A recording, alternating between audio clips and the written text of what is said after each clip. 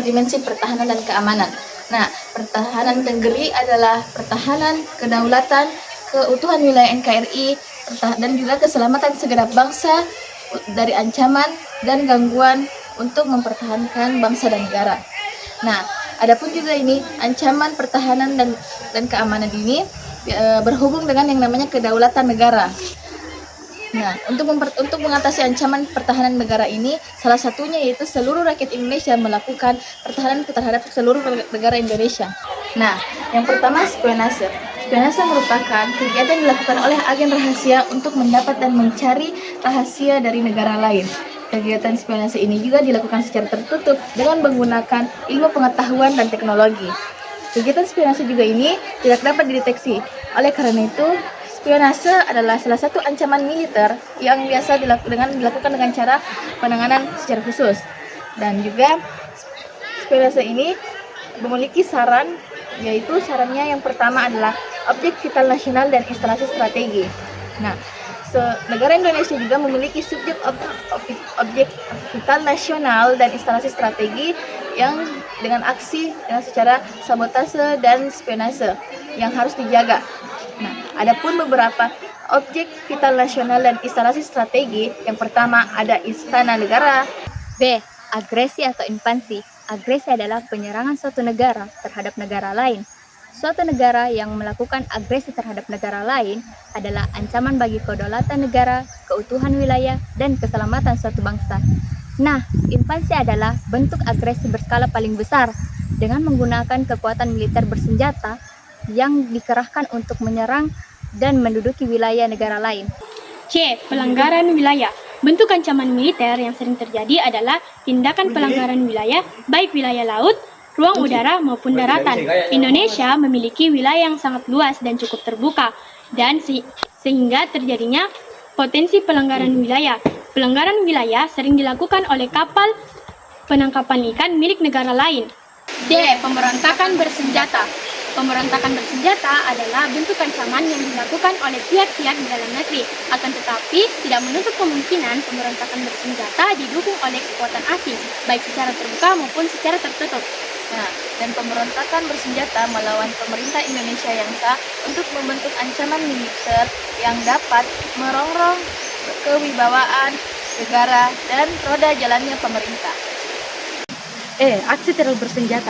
Aksi teror bersenjata adalah bentuk terorisme yang dapat mengancam keselamatan bangsa dengan cara mendapatkan rasa takut yang mendalam dan memakan korban tanpa mengenal adanya kemanusiaan.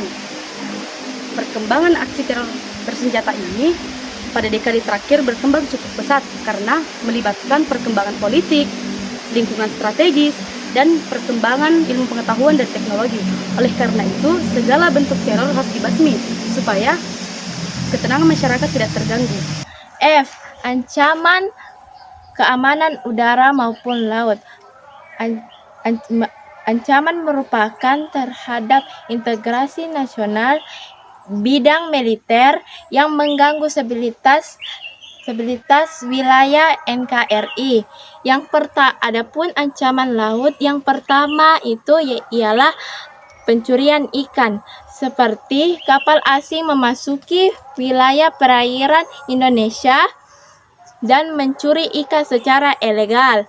Yang kedua, penyelundupan, seperti narkoba, senjata, dan barang ilegal lainnya. Yang memasuki wilayah Indonesia.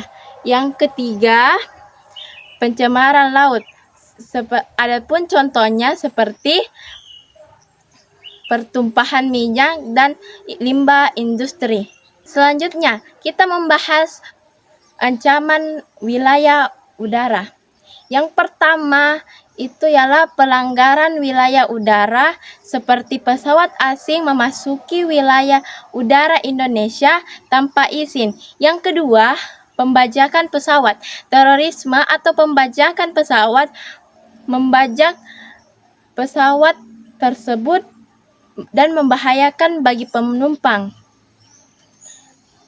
Adapun upaya ancaman wilayah udara dan maupun laut, yaitu meningkatkan kerjasama negara lain, meningkatkan patroli dan penjaga, meningkatkan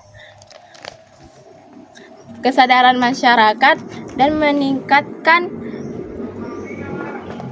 teknologi dan peralatan.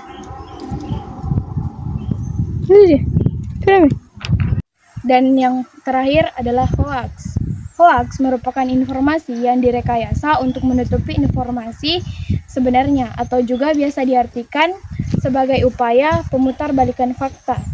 Menggunakan informasi yang meyakinkan tetapi tidak dapat diverifikasi kebenarannya.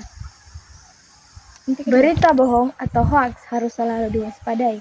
Kemudahan dalam berkomunikasi membuat arus berita tidak terbendung. Media sosial dapat menjadi corong meluasnya berita hoax. Oleh karena itu, media sosial hendaknya digunakan secara bijak.